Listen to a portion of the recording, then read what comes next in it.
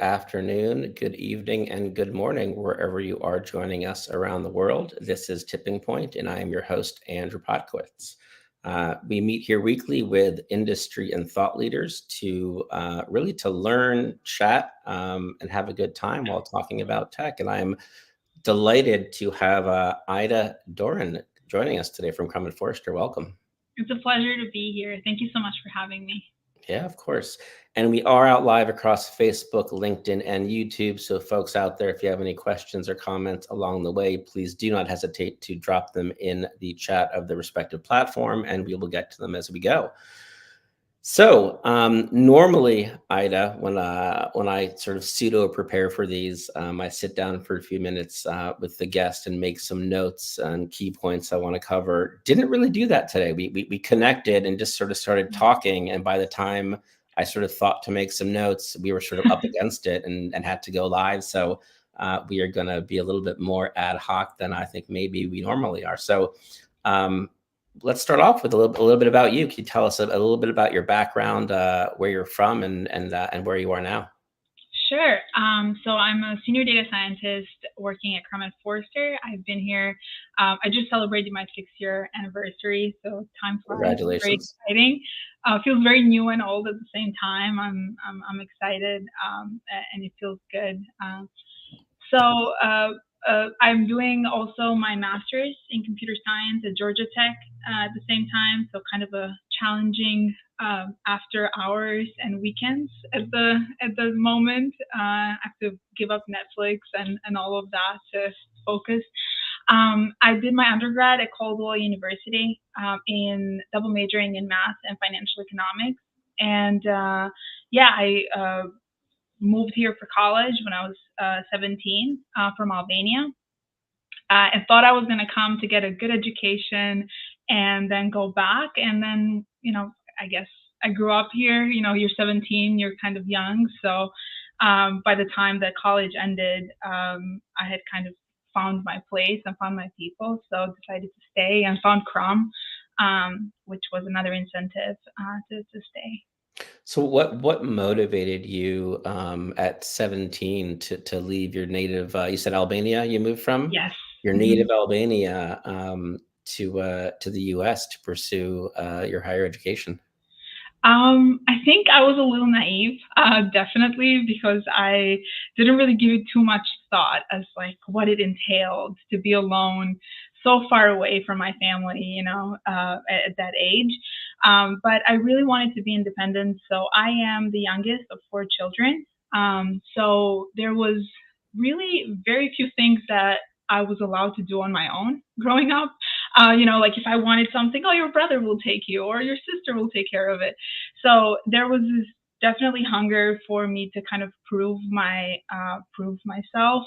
But then on the other side, I had gotten a scholarship to study in one of a very good school in Tirana. It's called the Independent College of Tirana. I'm from a small town. It's called Fier. So Tirana is the capital of Albania, correct? Yeah, Tirana is the capital of Albania. Not very common. I remember when I first told my dad that I got that scholarship, he kind of just was like, and just like he was like, you're not going. You're 13. You're not going to high school in a different city. Right. But then my professors were talking to him and how good of an opportunity it was. There were American teachers there, and there was A levels that we could study, which is kind of the English education system. So I was very eager to go. So I convinced him, and we moved. Me and my mom kind of moved there. I was living there full time, but my mom would come and visit. So I was kind of.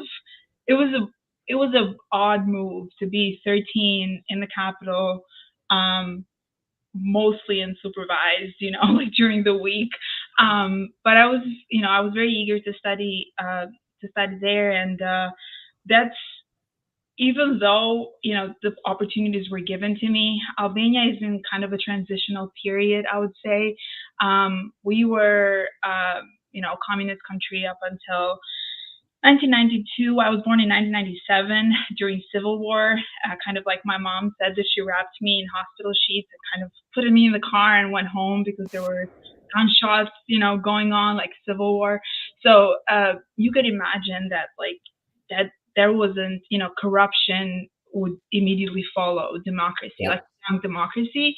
So it was really hard to kind of make your mark in a, I kind of craved meritocracy, and everybody talked about, the land of the free, the home of the brave, where, if you make it in America, you can make it there, and anybody can get rewarded, and people, live the American dream. So that was very exciting to me. My professors talking about all of that. My American professors talking about all of that. I was definitely interested in knowing what that felt like. To join a competition and then know that you either won or didn't, but it was because of your abilities. That was something that I kind of was missing in Albania at the time.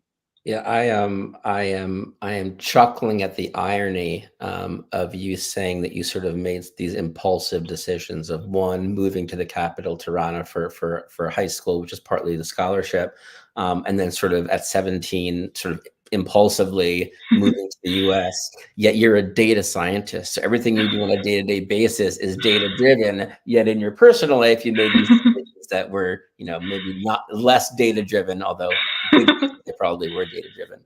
And you talk about, them leaving Albania, and certainly that part of the world. You look at Albania, Romania, Bulgaria.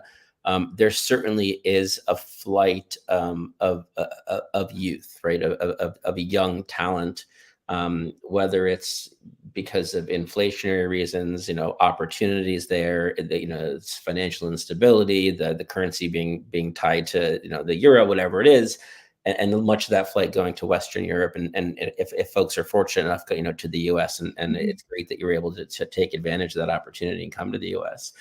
And you also talk about meritocracy, and I don't know, are you familiar with the comedian Ricky Gervais of Yes, right? yeah, he's So funny. he talks about this, or talked about it in one I interview. love The Office, and he's the Yeah, star. the He's original Office, right? The original Office. yeah, And he talks about, one of the big differences between sort of the legacy landed aristocracies of Europe or the world versus sort of the American dream. And then at its very core, he talks about, let's say in the UK, like, because of how the structure is, if your father is a baker, you're going to be a baker. If your father is a bricklayer, you're going to be a bricklayer. Like, what you sure. are born into is what your future holds for you, Mm-hmm. in theory. Whereas sort of in America, the American dream is, Yeah, every kindergartner is told you can be president one day if you work hard enough and you yeah, want to, right? So there is no, that doesn't, I mean, at least in philosophy, that doesn't exist here. The whole idea of a monarchy or landed aristocracy is so foreign to folks who sort of were born and grew up in the US, because, like, you know, it, we're raised in a meritocracy, at least right. at least primarily, right? There are exceptions and what Of have you, course. but generally speaking, yeah. And I think when you talk about a meritocracy, which actually could be a nice transition into one of the topics I wanted to cover with you, which we've been sort of talking about a lot this month during Women's History Month, is women in tech. And I know, my mother, I grew up in a house where my father sort of worked from home and had a practice at home, and my mother commuted to New York City every day of my life. So I thought all families worked like that. Your mom was sort of the lawyer professional, and your dad sort of worked at home and did stuff. But she talks about, out of law school, the first job that she took was with the Justice Department.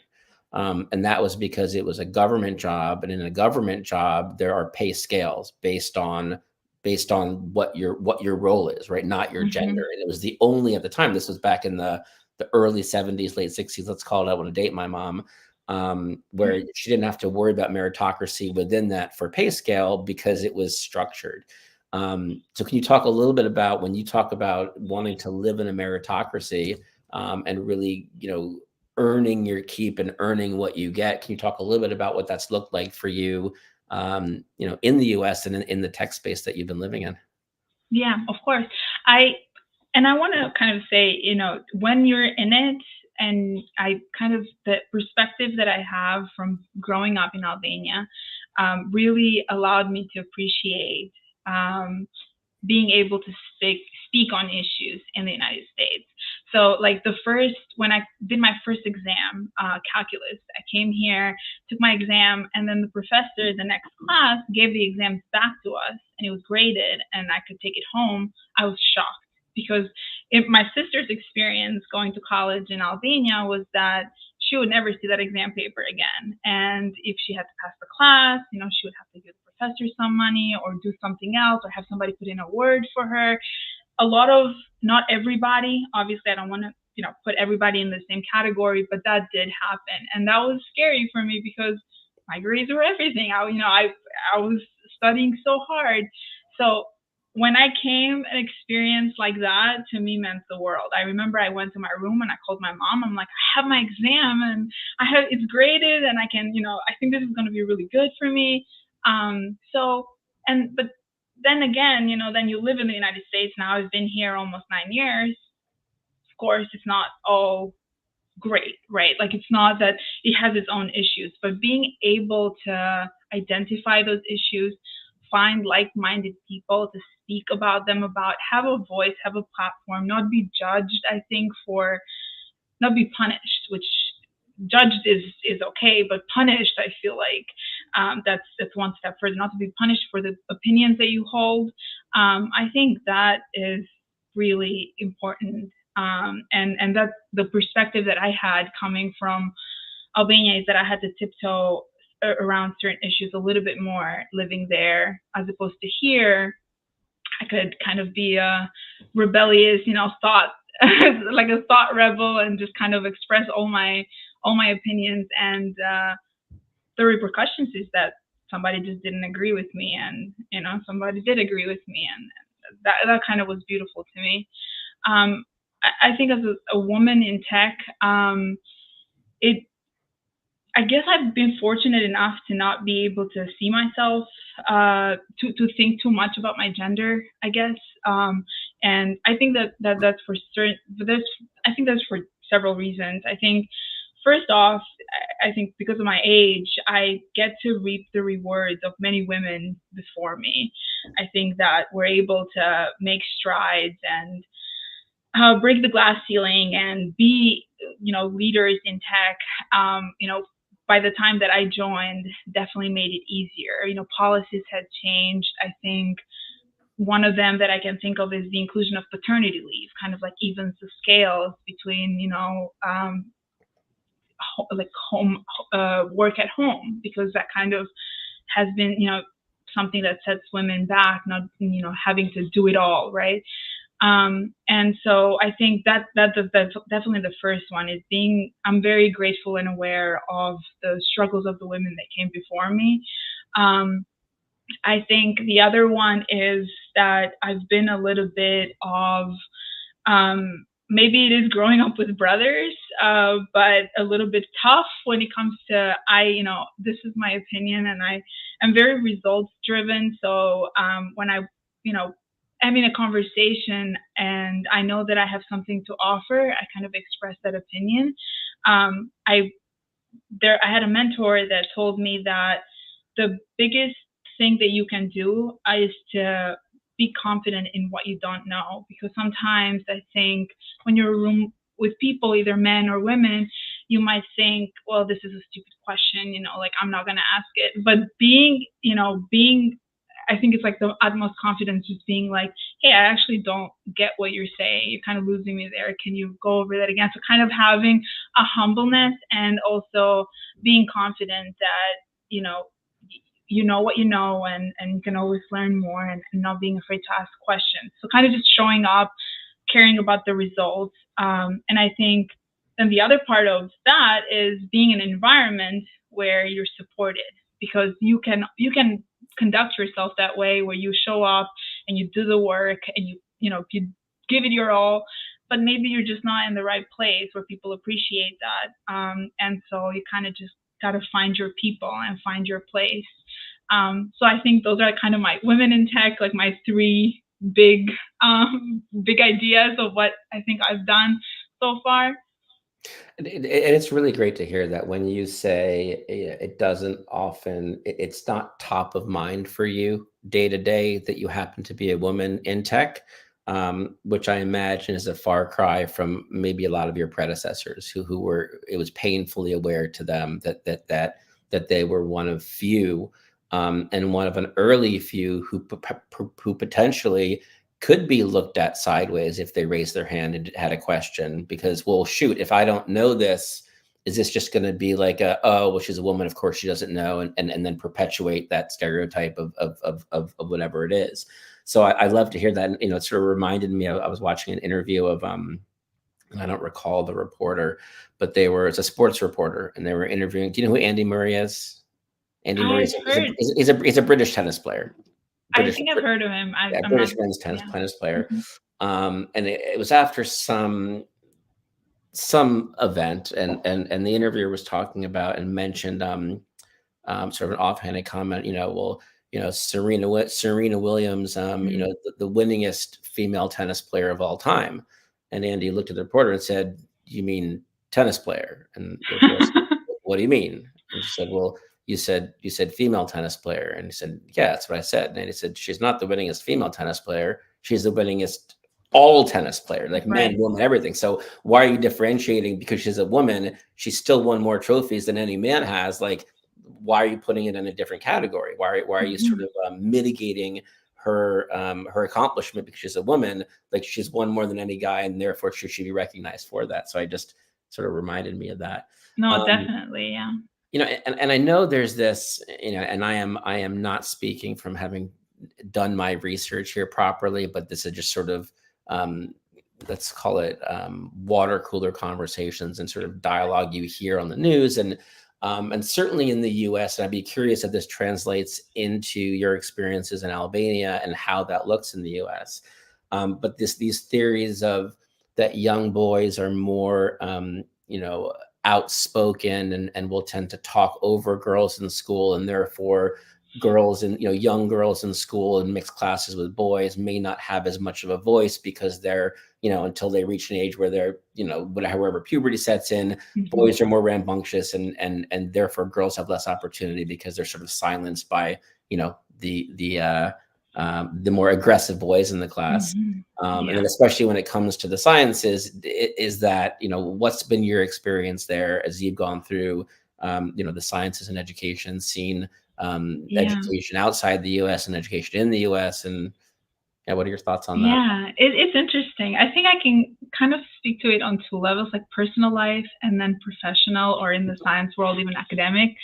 Um, in personal, I think I definitely had the experience, especially having such a big cultural generational gap with my parents, that there's different expectations, of me because I'm a girl, and because, of my brothers because they're boys. And even if we were having an argument when we were little, and I said something and they said something, they weighed differently, right? Because like I'm not supposed to say stuff like that. And not to knock my parents down, I think they did great, and I think they let go of a lot of stereotypes that their parents had, and I think every generation, I could definitely see the growth from the time that my grandma was alive, to my mom, to me, and I'm sure my kids will be on a podcast someday and say, well, my mom was Albanian immigrant, so she could have done this better. But so yeah, in personal life, I think that's probably what it is. It's like, but I think in the science, academic, and work life, I think I've found that once you have something to say and you back it up um, with results, I think everybody will Dare listen. I say data? Yeah, yeah. Once you back it up with data, right, and you're not just kind of, pardon my French, BSing on some topic. I think that people will listen, and maybe, I think as women, maybe we don't get the benefit of the doubt, I think, as easily. And I think this is changing for sure, and it's definitely not the case in my current position, I feel very respected and very loved by my team. And I, like I said, I'm fortunate enough to not think about my gender in my day to day. But being in environments like in a computer science class, or having been in a lot of math classes in school, and having worked for a lot of different places, I've certainly met people that have made those assumptions because you're a woman. But I feel like, if as long as you don't internalize what they're saying, that's number one and most important. I think, to just not, because only you can shut yourself down. I think people can say whatever, but as long as you just kind of like, I'm actually thinking less of you because you made that comment, and I'm going to take the time to educate you if it's worth the battle, right? I think backing that up with results, and I think it's kind of the best win, because at the end of the day, they're gonna just listen and then realize that you have something to say. So that's kind of like my little 2 cents on that. I usually, when I've experienced that, that's kind of how I've approached it. Yeah, I think over the past few weeks, we've had some discussions around this concept of having a seat at the table for women, and this idea that, well, maybe the table wasn't designed for women and we need to redesign the table. I don't know if you heard that on a couple of the podcasts. And I think, That's to a your really good point, point. maybe getting, I can understand this, legacy inherent challenge of getting to the table. And what I hear you saying is, once you're there, if you prove you belong, irrespective if you're a man or woman, but even more importantly, if you're a woman, then you're there, right? You don't necessarily, like, maybe, you don't need to keep proving yourself that as a woman you're capable. Once you've proven it, then, like, that you've sort of bridged that gap, and now it's less of a thing than maybe it was before, because it's something that I know that generations and generations, including my mom, of women had to deal with, not just once, but on a daily basis. That Yeah, maybe she was right once as a fluke, right? And then maybe she had to, every day she had to prove that, that as a woman she could still do the job, right.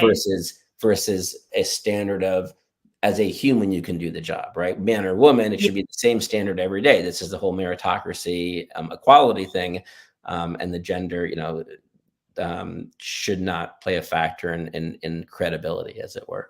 Um, definitely. It's about the benefit of the doubt, right? right. You kind of like, when you show up to the table, if I say something and it might be wrong, like you said before, maybe the thought, well, she's a woman. Like, what does she know?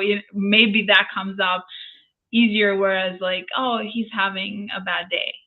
Right. Like Maybe. a guy may traditionally get more strikes than a woman might. Yeah, a A little guy, bit, like, yeah, yeah, you just get a little bit more of the benefit of the doubt. I think right. that's missing. Yeah. No, But that still exists. There certainly is, like, you've got one shot at this kind of thing, and if you don't capitalize, there's a risk that a second shot doesn't come. More so for a woman than a man, which is, um, you know, unfortunate. yeah, but I think it's been better, and I Oh, think it's like absolutely. tremendously like Yeah. better, and I think it makes you better too. And what I think we can do, I mean, at my company, it's been wonderful. We have an employee resource group for women, and it's just been wonderful meeting all the you know executive level women at my company, and seeing their journeys and the things that they talk about. And they actually taught us golf. And I mean, I had never touched a golf club before I joined that club, but I mean, and now I golf, so that's something that I do. And it was just an amazing experience, because that's traditionally a very kind of gate kept sport. So that was awesome that they gave us that opportunity to train us and teach us. And then the networking that came from that was absolutely amazing, because being able to talk to women that you see how them navigating being a woman and moving so high up and climbing the ladder, how it affected them and how it made them better. It's very inspirational, and how they're supporting other women, now younger women coming into it and starting their careers to do the same. And it's just very inspirational that, okay, A, I can do it, and B, if I do make it, I got to pay it forward, make Yeah. sure that, yeah. Yeah, it's a far cry from my mother telling stories of when she got her first. She was an attorney. She was a litigator in antitrust for years. But in one of her first jobs, she came in as a lawyer, and when all the other guy lawyers were going to lunch, they introduced her to all their secretaries and said, "Why don't you go to lunch with the secretaries?" My mom Yeah, was like, that's "Why would I? that's Why would I go important. to? Why would I go to lunch with them? We have nothing in common. They don't do what I do. Like I do. But she didn't say this, but she was, Right. obviously offended, and it sort of showed the level of respect that Yeah. they're going as colleagues, but she, because she's a woman, she should be eating with the secretaries. Yeah. Yeah, so that's great. I mean, you talk, and golf has always been this sort of like protected. And I'm not a Right? golfer. I'm not a golfer, so I'm not part of that club. But yeah, the idea of being able to get like a captive audience for 4 hours and really network and frankly, Kind of 4 hours. like deals on the golf course, Yeah, right? four Like hours you of see. golf makes my makes my skin crawl. But I get that it's like a club to break into, and certainly having that experience, and it's great that there are folks who still are into playing golf for work, that's an opportunity there. Um, this is all great. I'm curious, what was we talked about sort of what inspired you to sort of go off to school in Tirana, and what sort of what to come to the US, but just in general, and like in this, that what I guess we're now calling STEM, but the sciences and the math, and Sure. what interested you in data science and mathematics, and like what really drove you. And I think a second part to that question we sort of touched on, I think, when we first chatted earlier today, is when I think of my childhood and my schooling, and you see on the walls of the classrooms, you see the Albert Einsteins, and you see the Teslas, and you see Louis Pasteur, you see all these amazing scientists, and not often are they promoting the Mary Curies of the world, Right. or the um, um, um, I just forgot her name on the Supreme Court. Oh my goodness, who just passed away? May she rest in peace. Ruth. Ruth Bader Ginsburg, right? Like you didn't see that. I mean, Sandra, so can you talk a little bit about what inspired you, and were there any role models or folks in professional women in the space that were sort of role models? Sure. I yes, to get into math has just been always, my mom just put me in extracurricular like math course from the time I was, I think, 6 years old, as soon as I started school. And then I just participated in a lot of Olympiads for math in Albania, and it was just kind of okay, like she does math, and then they would take me out of all the social studies classes. Like I wouldn't do PE. I would just prepare for the next math Olympiad so that my school could get represented, because that would help their ranking. So it kind of helped. The school was putting resources to kind of not as much fun for me now that I think about it, because I didn't get to do any of the any of the fun courses, but I didn't know at the time what I was missing. And that helped me with scholarships and staying in private school, and then getting more opportunities. So then when I came to the U.S., I just felt like my degree was too easy. So I was studying finance, and I was financial economics, and yeah, I just felt like I wasn't challenged enough, and I always had an interest in programming. I thought it was you know a I thought it was interesting to be able to get computers to do things. So like that's kind of like the idea that I had as a freshman. But my school didn't really have like a data science program or anything like that. So then just went online, and what does it take to be a data scientist? And like math was one of them. And I was like, okay, well, I should definitely continue my math path. So I added math as a double major, which was, an awesome thing to do, because I didn't realize when I went to calculus class, it was just like, oh, I did this already, like in high school, because I was just doing so much math already that it was just easy to add that on. And then when I did my first internship, I don't know. I feel like right place, right time. It was a finance team, but they did data science to support the finance division. So finance analytics more than any, kind of that kind of was their specialty. And on that team, they had some amazing women data scientists that I clung to as soon as I started the internship. And I was like, you're the coolest person I know. Please teach me everything. And I had two managers and they were both men. They encouraged me. I told them this is really interesting. I've been wanting to learn programming. So they paid for a class for us to take. So, you're getting paid to do an internship and they're paying for you to take a class to learn programming. So by the end of the summer, I knew how to code in Python, and it was just an awesome opportunity, and I took full advantage of it. And then when I went back to school, I told my advisor that I would like to take an independent study for machine learning, and then another independent study for programming, and if she could support me with that, and she did. And then I did my honors thesis too in AI. So kind of just made my undergrad work, even though it was finance and math. It just seemed so interesting. Then that is really interesting, and I want to ask one question on that, but I need to open the door really quickly for my dog. I'm so sorry. Give me one second. Sure.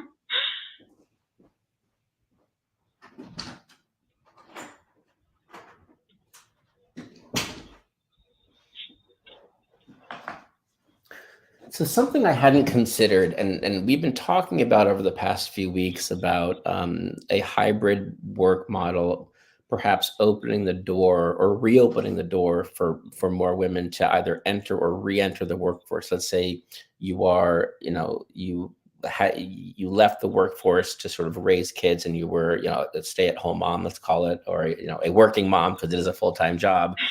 There's still those responsibilities, but in a hybrid work environment, if you're able to work from home, you can re-enter the workforce. But this idea of, I envy your generation and everyone after, because I feel that you have all the resources you could ever want at your fingertips, right, on your computer.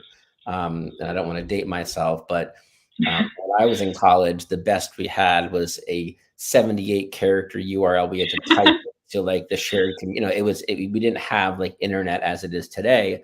And frankly, that opens a whole other discussion about the value of higher education, but that's for another day.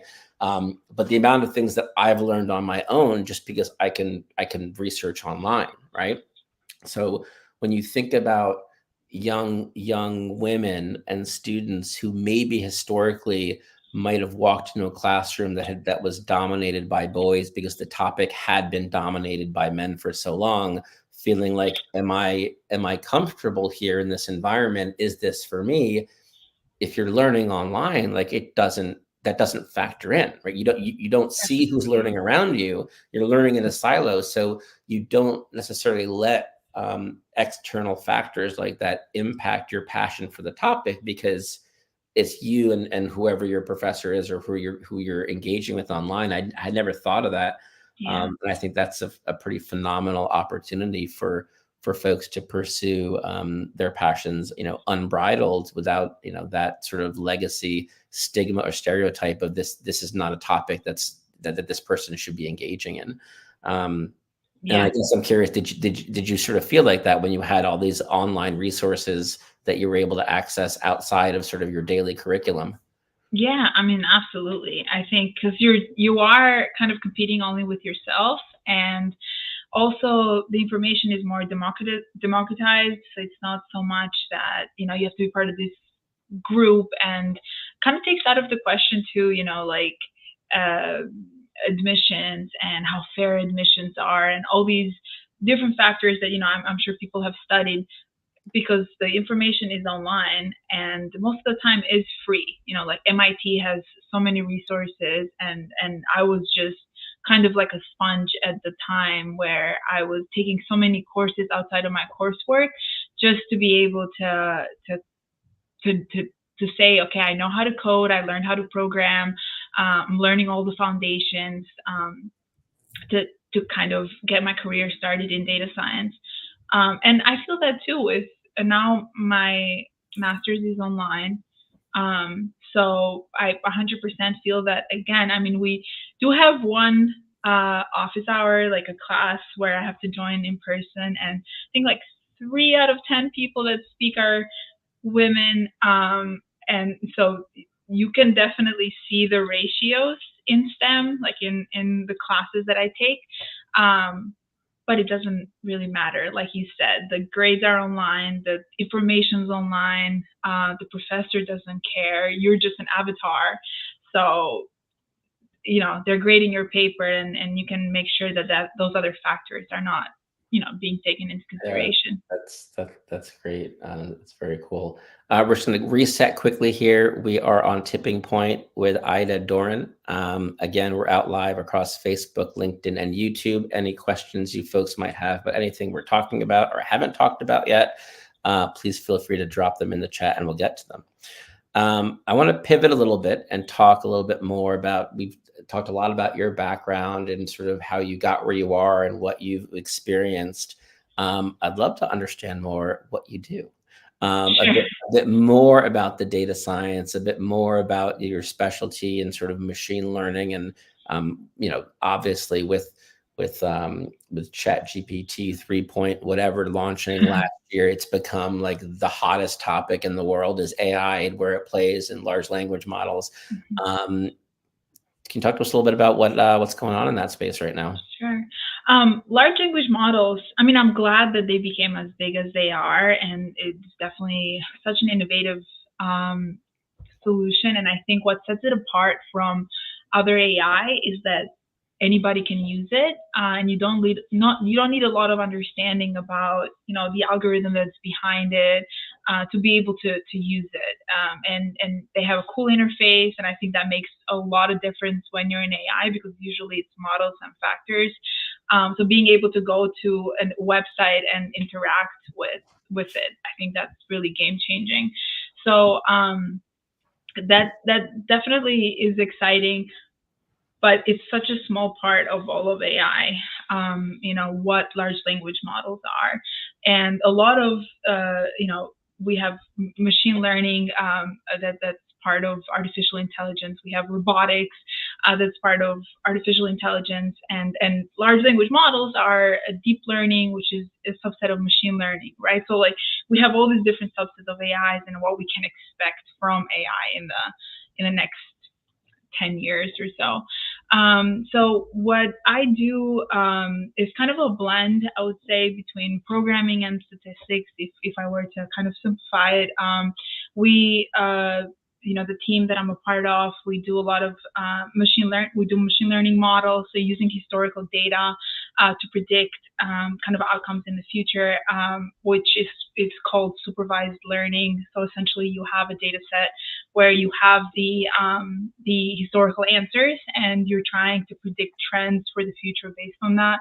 And that's one of the fields of AI that's predicted to grow the most in the next couple of years. And there's this really cool YouTube video by Andrew Ng.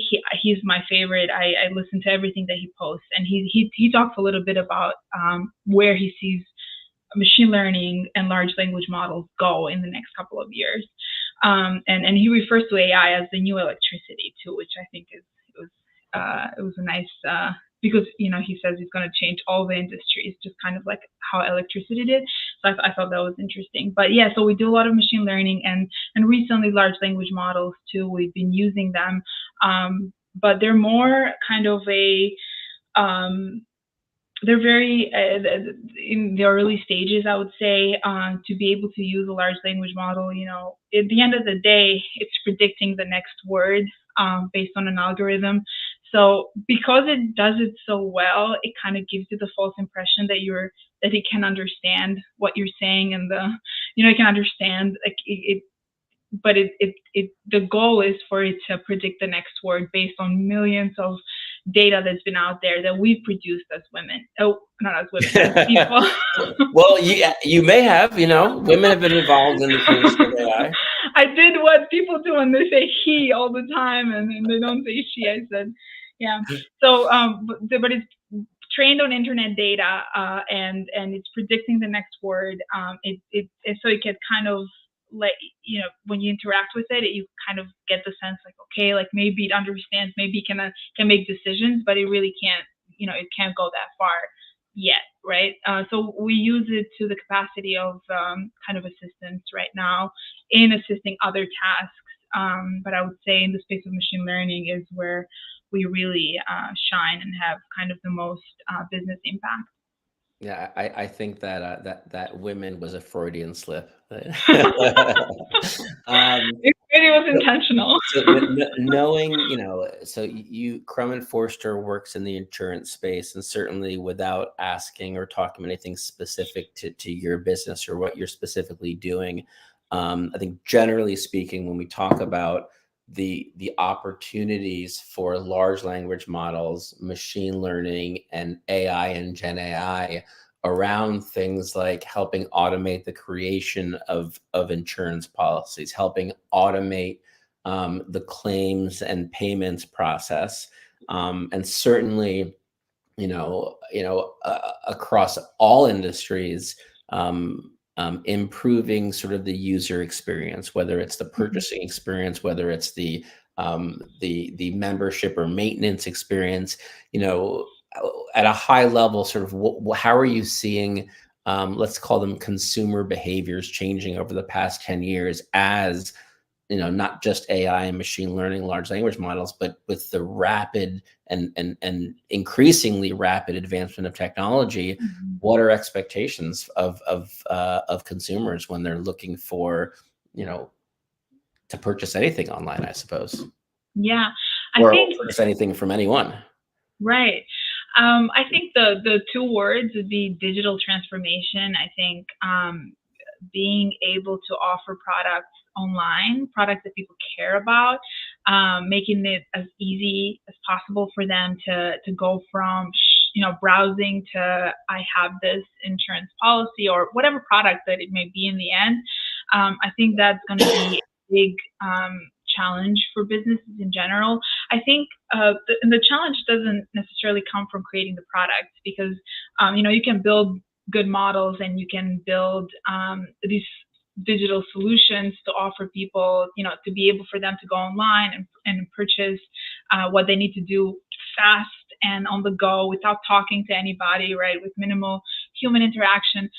You can do that, but I think at the core of it all is that a lot of businesses have a lot of data that's maybe not set up in the way that it needs to be set up to be able to have these innovative solutions. So I think there's going to be a lot of work in the coming years for setting up the data that businesses have in a way in which can feed these powerful AI agents, that can be able to do some of these things.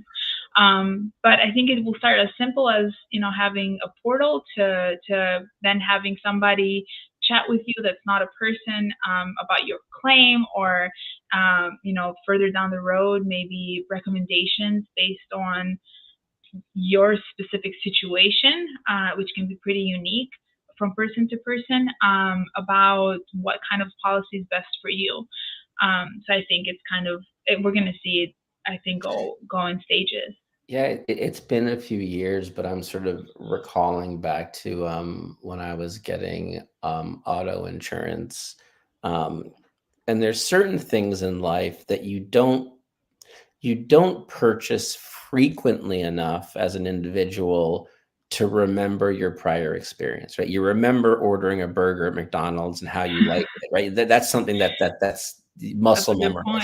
Yeah. But whether, and I remember I was on the phone with the representative, and you hope it's going to be a 5-minute phone call. And this is, disclaimer, not Crum and Forster. This is, an automotive insurance company. And they start asking questions that the average consumer just frankly doesn't know the answer to. Like, you don't know if you want this incremental coverage for if you crash into someone else's house, but someone else is driving. You don't know if, and every question has like an A, B, and C, and like, Right. you end up going like, well, what did my last policy have? I'll just replicate that. So, when you talk about, and it's funny, I think this is also a generational thing. You talked about not having to talk to anyone, right? That was it was you sort of cheekily dropped that in, and I think I recounted a story to you, and I hope I didn't recount this last week on Tipping Point, and if I did for the audience, I apologize. But several I haven't years ago, heard it. I was working. Oh, I did say it last week on the. No, I haven't heard it Oh, because all right, you didn't finish it before you all either. right. You told me you were going to say it now. We were working with a very bright young project manager, really sharp, but new to the business, and working in the e-commerce space. She was project managing a website to launch, and she was getting a little bit stressed out because she was having conflicting demands put on her by the client. One client was pushing her to launch the site, yet she needed some creative assets from another person at that same client in order for the homepage hero to launch the site. So this one person saying, launch the site. She's saying, hey, I need this stuff.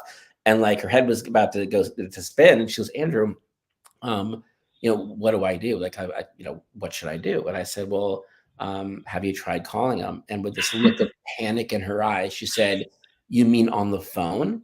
Now, let's forget the fact that this client happened to be on the floor above us in the building we worked in, but just generationally, like the idea, she just wasn't accustomed, like she just wasn't ready for that. And she ended up doing it and being great at it. And since then her career, I mean, she's doing great in the industry. Right. But you're absolutely right. The younger and younger generations, they want less and less sort of live contact, live communication with vendors, as it were. With friends, sure, but like when they're buying something, they don't want to have to talk to someone. They want to be able to do it all online. And as I think I mentioned to you, my old CTO at my prior agency would always joke that that people are stupid and lazy, and that goes for all of us, right? When we shop online, we're stupid and lazy. And insurance is a very complicated industry. It's there's so for much the average into a buyer, policy, right? for an average policy for something, that there's so much opportunity there to streamline just the process for education, for buying. And I think all of the things that have been happening over the past few years, in particular in the space that you work in, are very promising for the future of how folks engage with insurance. And I guess I just got on my soapbox. Sorry. No, yeah, no, I agree with that. So I think I was buying home insurance a while ago, and they've done some where like it said, this insurance covers you in the event, and then it gave me an example, and I was like, that's helpful because Right. like I work in insurance, but that specific scenario I hadn't encountered before, because there are so many different scenarios, and I think even further in the future, then we'll be able to utilize tools like personal recommendations systems to kind of make it even more personalized, which I think my generation definitely appreciates. Yeah, you look at things like, and I don't know if this is allowed in insurance, but oftentimes when you're shopping on a website, it will say something like, 15 other people in your area bought this or something. You see those, or 10 people booked this hotel room or whatever it is. And under certain conditions, there's a very funny, I don't know if you ever watched the show Family Guy when we were chatting. Yeah, I have. You said that you've cut out all streaming because you have so much schoolwork to do. I have watched it before school started. Okay. I don't know if you remember, there's an episode where an insurance salesman comes to Peter Griffin's house and sells him volcano insurance, if you recall this. No, I don't recall. Right? And there's no volcanoes in Quahog, but it's like an indictment of sort of like, people not fully appreciating or knowing like what kind of insurance they need based on, you just don't know until someone educates you. So where does that education come from? And is that something that the insurance companies across their client base with anonymized data can help someone make an informed decision about people who live in this region with these weather conditions like this? This is what we see this is the breakdown of what we see in this aspect of the package. Kind of like average for the area. Yeah, definitely. Because I think there's definitely a balance that there has to be between like data privacy and how much that they can offer, right? So, but I think that balance can definitely be struck.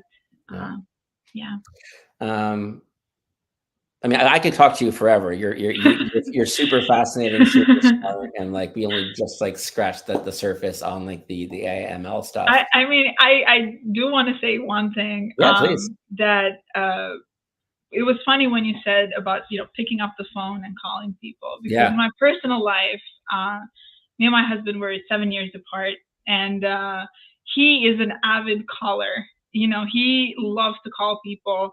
Somebody will text him. I'm like, why are you trying to drive this person away? They texted you. Why are you calling them? He's just kind of like on the phone. He's used to that. And for me, I'm more like, hey, can I call you? Can I, when is a good time? I'm much more reserved when it comes to that. But in my professional life, I think this is really important to find people that have been doing what they've been doing for a really long time, and to find and click with a mentor.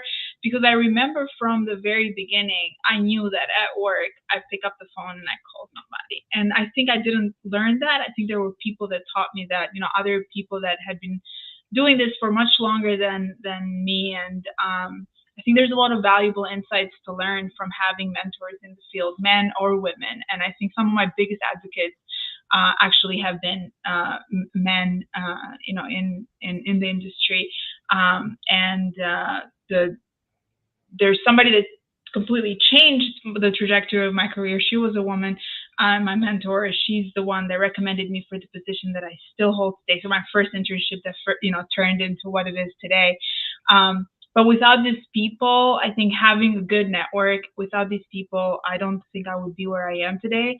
So I am, actively aware of their contributions to my career and what they've given me. I think because, we are how we are in our personal lives, but, it's a different, I think, environment at work. And I appreciate you saying that and giving that appreciation to those around you who have helped pave the way. And I think, as you said, it's a combination of a lot of things and a lot of different people, and men and women. And if one of the biggest challenges is the legacy sort of brotherhood, as it were, well, who's going to be best situated to help change that, right? Is someone who is within that, brotherhood of, or definitely someone from the inside, right? Yeah, you got to change from the inside.